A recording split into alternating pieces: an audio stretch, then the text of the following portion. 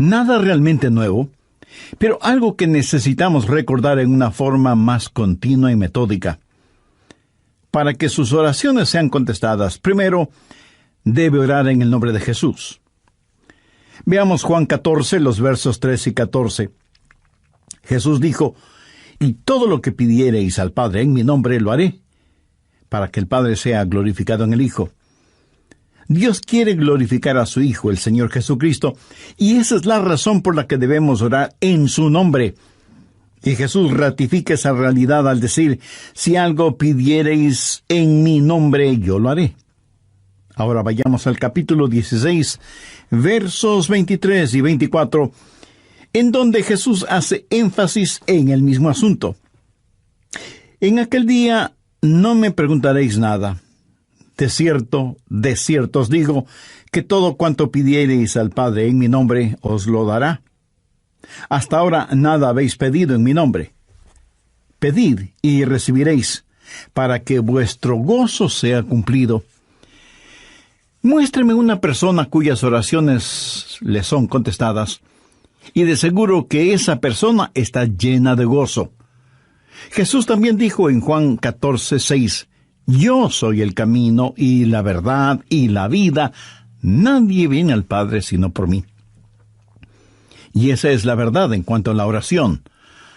No hay forma de llegar a Dios el Padre sino únicamente por medio de su Hijo Jesucristo.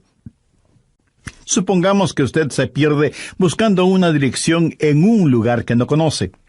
Así que detiene a una persona en la calle para que le ayude, y esa persona le dice: «Vaya derecho 3 cuadras más, luego vire a la derecha, verá una casa blanca con una cerca de madera, entonces vire a la izquierda, y esa es una calle sin salida.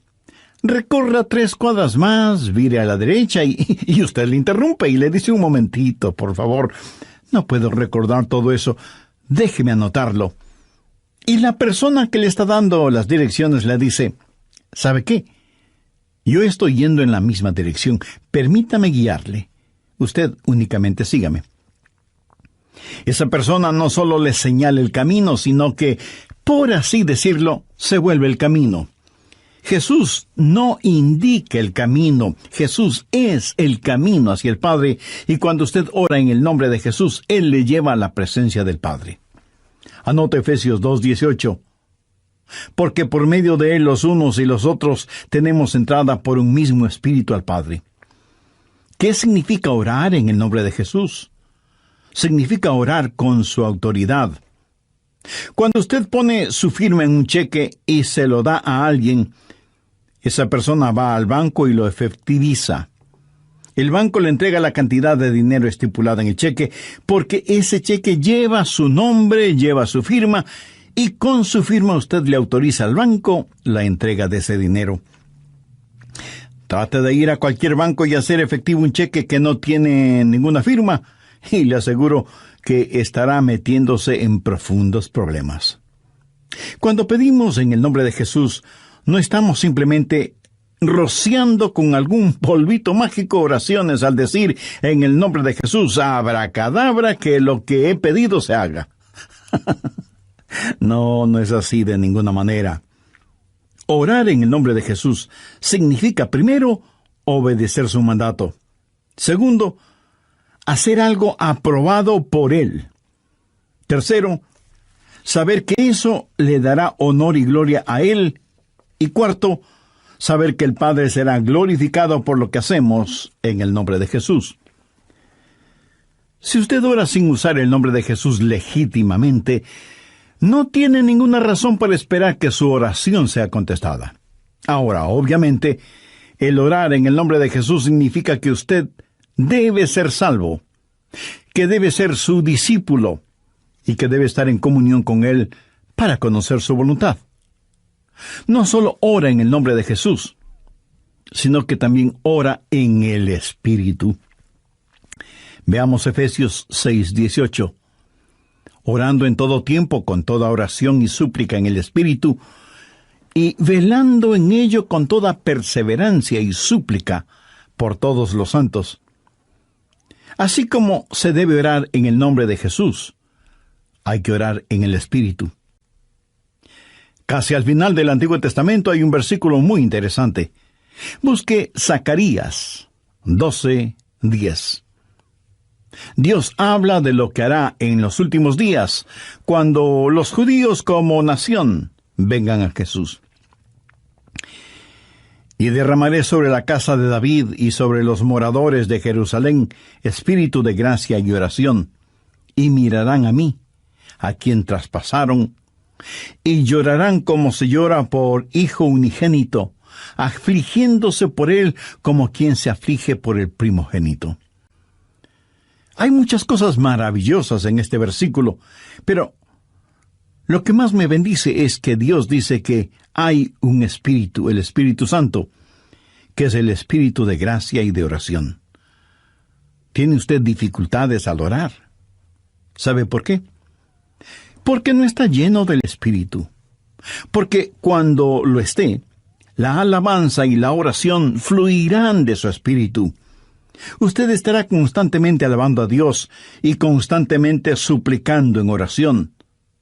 Dios dice que un día Él va a derramar su espíritu de gracia y oración sobre los judíos, pero Él ya ha derramado su espíritu de gracia y oración sobre usted. Por lo tanto, usted debe orar en el Espíritu. En la pequeña epístola de Judas, el verso 20, dice: «Pero vosotros, amados, edificando sobre vuestra santísima fe, orando en el Espíritu Santo». ¿Había notado eso? ¿Cómo se desafía usted mismo? Orando en el Espíritu Santo. ¿Por qué es tan importante orar en el Espíritu?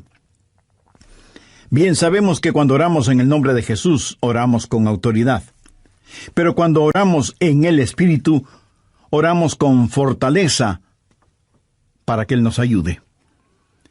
Déjeme, le muestro algo en Romanos 8:26. Y de igual manera, el Espíritu nos ayuda en nuestra debilidad, pues que hemos de pedir como conviene, no lo sabemos. Pero el Espíritu mismo intercede por nosotros con gemidos indecibles. Mi amigo, esto significa que cuando usted ora, no lo puede hacer sin el Espíritu, y Él no lo hará sin usted. Es el Espíritu el que ora. Y Él hace por usted lo que usted no puede hacer por usted mismo. El Santo Espíritu de Dios inspira, guía, pone energía y sostiene nuestras oraciones. Nuestro espíritu humano es débil, y aunque el espíritu esté dispuesto, nuestra carne es débil. Por lo tanto, el Espíritu Santo nos ayuda en nuestra debilidad. No hay ninguno de nosotros que alguna vez no haya dicho: «Fallé en mi vida de oración. Ojalá pudiera orar más. ¿Por qué no puedo hacerlo?». Le diré por qué no oramos más. Francamente, porque somos débiles. Pero nuestra debilidad no debe convertirse en incapacidad, sino más bien en fortaleza, porque la Biblia dice que cuando somos débiles, somos fuertes.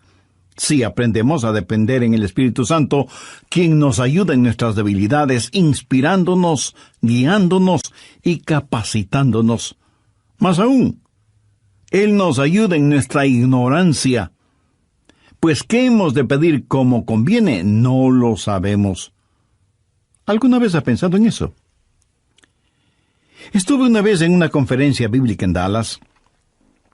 Al finalizar la conferencia, 2 jóvenes estudiantes se me acercaron y uno de ellos me preguntó: «Pastor, ¿usted ora?». Le respondí que sí. Entonces me dio una pequeña tarjeta diciéndome: «Aquí están nuestros nombres. Somos estudiantes en el seminario. Por favor, ore por nosotros». Yo les agradecí y puse esa tarjetita en mi Biblia.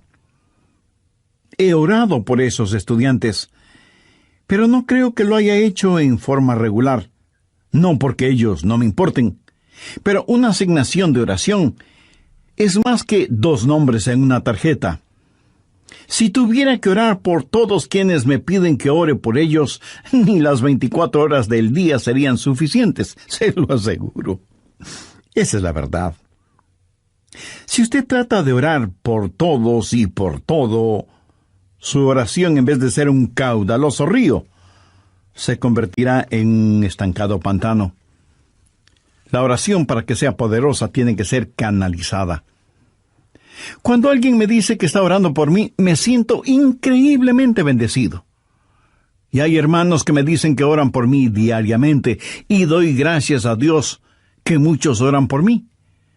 Pero me entristece la realidad de que hay millones de seres humanos por los cuales nadie ora. Ahora escúcheme. Yo no deseo estar en la lista de oración de alguien, a menos que el Espíritu Santo haya puesto primero mi nombre en el corazón de la persona que dice que ora por mí. Y cuando usted está orando por otras personas en forma individual, muchas veces no sabrá cómo orar por ellos. Por ejemplo, su tía Rosita está enferma, y usted ora: Señor, restaura la salud de tía Rosita. ¿Cómo sabe que Dios no está preparando a tía Rosita para llevársela al cielo? Y usted ora para que tía Rosita todavía se quede en la tierra, mientras que, de acuerdo a Juan 17:24, Jesús ora y dice: Padre, aquellos que me has dado quiero que estén donde yo estoy. ¿Dónde está Jesús? En el cielo. ¿Dónde está la tía Rosita? Todavía en la tierra. En las reuniones de oración, más se ora para que la gente sea sanada que lo que se ora para que la gente sea salvada. Parece que estamos más interesados en mantener a los salvos fuera del cielo que a los perdidos fuera del infierno. No sabemos orar como debemos orar. Cuando Saulo perseguía a los seguidores de Cristo, antes de que fuera el apóstol Pablo, me pregunto qué oraba la iglesia en relación con Saulo. Si yo hubiera vivido en esa época, seguro que hubiera orado: Señor, mira cómo este Saulo nos persigue. Elimínalo, evapóralo, Señor, haz algo con él. Y ciertamente, Dios hizo algo con él, pero no precisamente como se lo pedimos. Dios lo transformó en el poderoso apóstol Pablo. A veces no sabemos ni lo que pedimos. Por eso el Espíritu Santo, que intercede por nosotros, dice: Señor, esto es lo que Adrián está pidiendo, pero esto es lo que en realidad necesita. El Santo Espíritu de Dios nos ayuda en nuestras debilidades, cuando nosotros no sabemos cómo orar, por qué orar, o cuando no tenemos la fortaleza, ni la energía, ni el deseo de orar. E intercede con nosotros, como la Biblia lo dice en Romanos 6:26, pero el Espíritu mismo intercede por nosotros con gemidos indecibles. Ni usted ni yo, nadie puede orar como el Espíritu Santo puede hacerlo. Y la expresión gemidos indecibles era utilizada para describir los dolores de una mujer dando a luz. Eso, mi amigo, es orar en el Espíritu. Intercede por nosotros con gemidos indecibles, porque muchas veces nosotros no sabemos qué pedir. Algunos años atrás, yo viví la experiencia de un profundo dolor emocional y espiritual a tal grado que no podía ni siquiera articular una sencilla oración. Lo único que podía hacer era quejarme. Pero el Santo Espíritu de Dios escuchó mi oración, y Él llevó mi dolor, mi súplica, hasta el trono de la gracia y la misericordia de Dios. Entonces usted ora primero en el nombre de Jesús, segundo en el Espíritu Santo. Para orar en el nombre de Jesús, usted tiene que ser salvo, y para orar en el Espíritu, usted tiene que ser lleno del Espíritu Santo de Dios. Tercero, usted debe orar en obediencia a Dios. Es una malvada necedad el esperar que Dios escuche sus oraciones cuando usted no está viviendo en obediencia a Él. Lo triste es que hay personas que tienen la idea de que Dios les bendecirá, aún en su desobediencia. Razone esto un instante. Si usted está viviendo una vida de desobediencia, y aún así Dios contesta sus oraciones, ¿qué es lo que Dios está haciendo? Está animando y recompensando su pecado. Pero escúcheme, Dios le ama demasiado como para hacer eso. Veamos el Salmo 66. Quiero mostrarle algo. Salmo 66, verso 18. Este es un versículo que debería estar subrayado en su Biblia.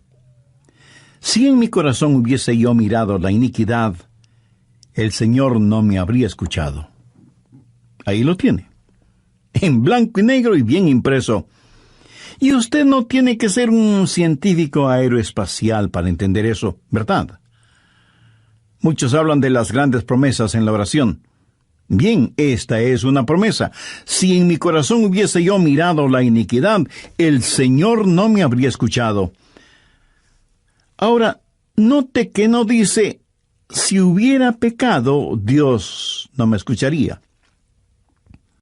Dios no le escuchará a usted. Dios no me escuchará a mí. Dios no escuchará a nadie que tenga iniquidad en su corazón.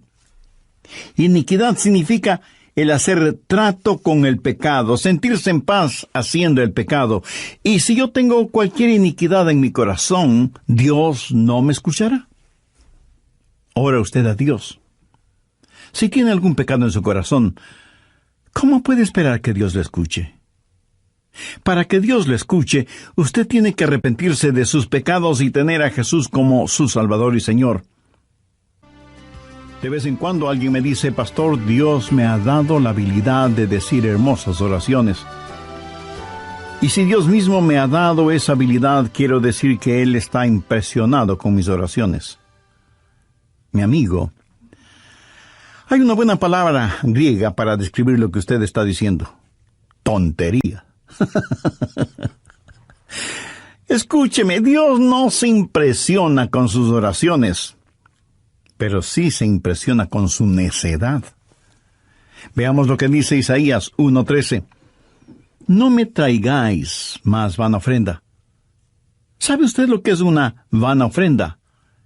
Es solo una oración vacía. No me traigáis más vana ofrenda. El incienso me es abominación. Aquí ellos estaban en el templo quemando incienso, ofreciendo incienso en el altar. No me traigáis más vana ofrenda, el incienso me es abominación, luna nueva y día de reposo, el convocar asambleas, no lo puedo sufrir, son iniquidades vuestras fiestas solemnes. ¿Qué es lo que Dios está diciendo aquí? Que todo lo que ellos hacían como parte de su religión, Él lo detestaba. Y en Isaías 1, los versos del 15 al 17, leemos, cuando extendáis vuestras manos, yo esconderé de vosotros mis ojos. Asimismo, cuando multipliquéis la oración, yo no oiré.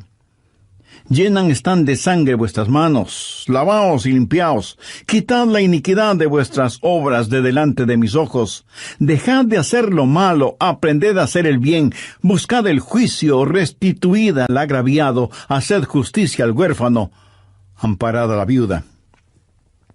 Veamos ahora Isaías 59:1. He aquí que no se ha cortado la mano de Jehová para salvar, ni se ha agravado su oído para oír. Dios no se ha vuelto manco ni sordo, pero vuestras iniquidades han hecho división entre vosotros y vuestro Dios, y vuestros pecados han hecho ocultar de vosotros su rostro para no oír. ¿Ha leído alguna vez algo del libro de Esdras? Vayamos al capítulo 9, verso 6.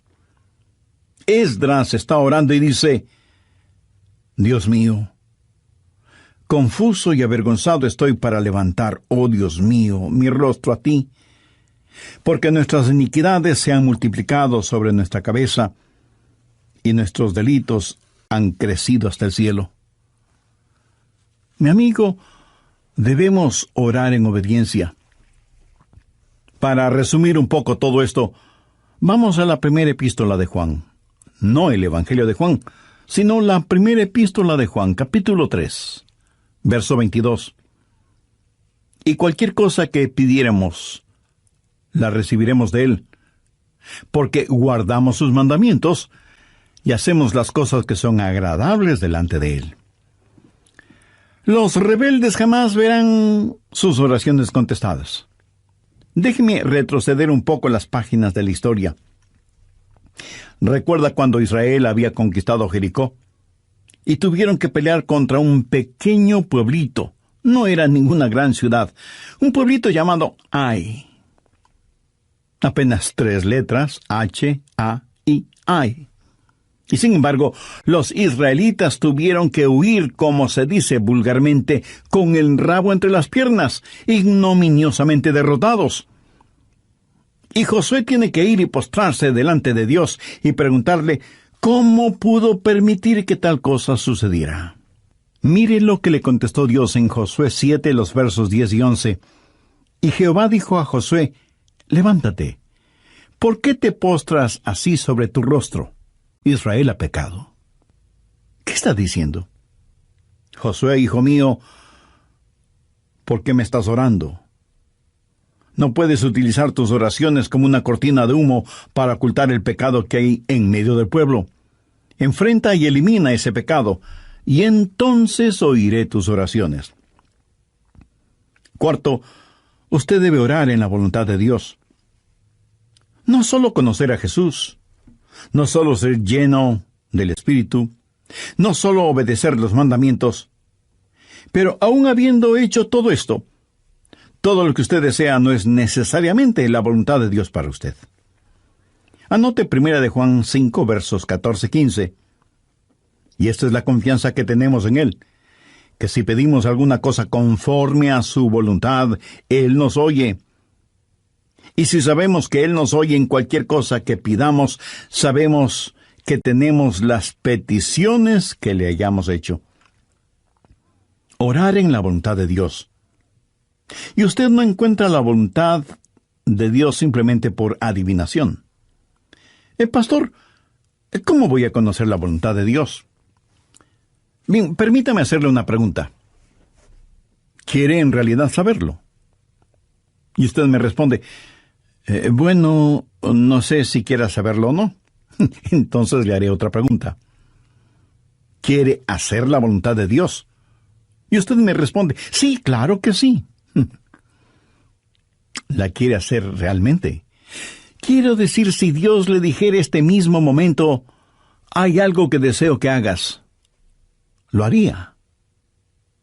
¿Sabe usted cuál sería la primera pregunta debido a nuestra naturaleza humana? ¿Qué es, Señor? Esa no debería ser la primera pregunta o la primera respuesta. Usted no puede contestar una pregunta con otra pregunta. Usted debe contestar esa pregunta con una afirmación. Adrián, hay algo que quiero que hagas. ¿Lo harás? Yo debo contestar, sí, Señor, lo haré. ¿Qué es lo que quieres que haga? Verá, la manera de conocer la voluntad de Dios no es sabiendo lo que es, sino comprometiéndose a hacerla aún antes de saber lo que es. Eso es confianza. Sencillamente diga, Señor, estoy listo, y haré lo que quiera que tú quieras que haga. Y aunque esa frase pueda trabar nuestra lengua, destraba nuestra capacidad de obediencia. Debo admitir que muchos tienen temor de la voluntad de Dios. De alguna manera se les ha metido la idea en la cabeza de que si se prestan para servicio bajo la voluntad de Dios, van a terminar como misioneros en el país de Sal si puedes, viviendo en una choza con piso de tierra, comiendo carne de serpiente o quién sabe qué otros exóticos alimentos. ¿Sabe qué? Pudiera ser que así suceda. La forma de conocer la voluntad de Dios es aceptando la voluntad de Dios antes de conocer cuál es la voluntad de Dios. Y aunque suena complicado lingüísticamente, espiritualmente no lo es. Pero usted me dice, el pastor, quiero más detalles. Muy bien, le voy a dar más detalles. La voluntad de Dios es buena, perfecta y aceptable. Y si piensa que esto lo digo porque soy muy inteligente, pues siento desilusionarle. Veamos qué dice Romanos 12, versos 1 y 2. Así que, hermanos, os ruego por las misericordias de Dios, que presentéis vuestros cuerpos en sacrificio vivo, santo, agradable a Dios, que es vuestro culto racional. No os conforméis a este siglo, sino transformaos por medio de la renovación de vuestro entendimiento, para que comprobéis cuál sea la voluntad de Dios, agradable y perfecta. Usted no necesita saber nada más que esto. La voluntad de Dios es buena, agradable y perfecta. Preséntese usted mismo como un sacrificio vivo y santo delante de Dios, y usted, sin ninguna sombra de duda, conocerá y comprobará que la voluntad de Dios es siempre buena, agradable y perfecta. La oración no es para manipular la voluntad de Dios, para que se amolde a la suya. Es descubrir la voluntad de Dios y meterse de cabeza en ella. Pero escúcheme con atención. En última instancia, usted no encuentra la voluntad de Dios. La voluntad de Dios lo encuentra usted. Cuando su corazón está bien con Dios, usted presenta su cuerpo como un sacrificio vivo y rehúsa el ser amoldado por el sistema y los valores del mundo, para más bien ser transformado, renovado en su mente y empezar a pensar los pensamientos de Cristo y, por lo tanto, tener la capacidad de orar en la voluntad de Dios. Quinto, orar en comunión con los creyentes. Por favor, busque el Evangelio de Marcos, capítulo 11, los versos 25 y 26. Y cuando estéis orando, perdonad si tenéis algo contra alguno, para que también vuestro Padre que está en los cielos os perdone a vosotros vuestras ofensas. Porque si vosotros no perdonáis, tampoco vuestro Padre que está en los cielos os perdonará vuestras ofensas. Mi amigo, no se olvide que un pecado no perdonado es la más formidable barrera contra la oración. Tantas personas se preguntan por qué sus oraciones no son contestadas cuando están guardando tremendos resentimientos en su corazón. Le pregunto, ¿ese resentimiento, ese enojo, vale la pena tenerlo? Lo que es peor, ¿vale la pena ir acumulándolo, guardándolo, hasta que por fin estalla, hiriendo no solo a quienes motivaron ese enojo, sino a usted mismo? La satisfacción carnal de guardar un resentimiento contra alguien no vale de ninguna manera la pena porque impide que nuestras oraciones sean contestadas. Escuché de una pequeña niña que una noche, por haberse portado mal, su mamá le mandó temprano a la cama. Pero antes de acostarse, la niña debía orar. Ella así lo hizo. Oró por su hermana y su hermano, oró por su papá y su abuelita, oró por sus amigas en la escuela, oró por su profesora, oró por su perro y por su gato, y finalizó con un alegre amén. Luego, mirando a su madre, le dijo: «Como habrás notado, mamá, tú no estuviste en mi oración». Me imagino que esa oración no habrá salido de ese cuarto, menos habrá llegado al cielo. Pero hay una profunda lección en esto. Sería una temeraria necedad si alguien, teniendo un espíritu no perdonador, pretende que sus oraciones sean contestadas. Y esto es verdad de manera especial entre marido y mujer. En 1 de Pedro 3:7 leemos: «Vosotros maridos igualmente, vivid con ella sabiamente, dando honor a la mujer como a vaso más frágil y como a coherederas de la gracia de la vida». ¿Para qué? Para que vuestras oraciones no tengan estorbo. Muchos esposos y esposas, aun siendo creyentes, viven como perros y gatos, son como palo y piedra, y aun así se preguntan por qué sus oraciones no son contestadas. Sexto, usted debe orar en fe. En Mateo 21:22 leemos: y todo lo que pidiereis en oración, creyendo, lo recibiréis. Por favor, subraye en su Biblia la palabra creyendo. Ore creyendo, y todo vendrá. Ore dudando, y nada tendrá. ¿Alguna vez has dicho, Dios, yo creo, cuando en realidad no creía? Muchos piensan que el decir que creen les será contado como si en verdad creyeran. Estaban mintiendo, ellos lo sabían, y Dios también lo sabía.